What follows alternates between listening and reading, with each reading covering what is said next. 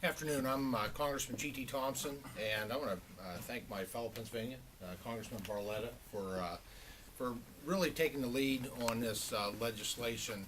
I have since 1983. I have been a state certified volunteer firefighter 1, EMT, and a rescue technician. I spent 20 years as president of my volunteer fire company. And this impacts just obviously not fire companies, but it impacts all volunteer emergency services, whether we're talking rescue units, medical units.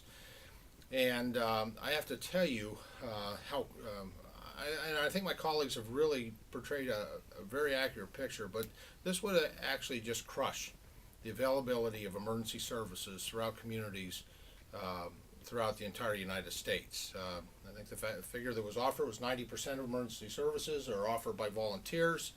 Most companies are all volunteers. Some have somewhat of maybe a couple paid individuals within those services, and we're not talking about paid individuals. We're clearly not talking about employees. We're talking about individuals who serve their neighbors, and to me, it's what is unacceptable is to have this Affordable Care Act would be applied and to define these men and women who are serving on their own time, risking their lives, some losing their lives on an annual basis, to define them as paid employees and have this requirement under the Affordable Care Act. There is absolutely no way that we could ever replace all of the services that are provided by volunteers throughout this country, and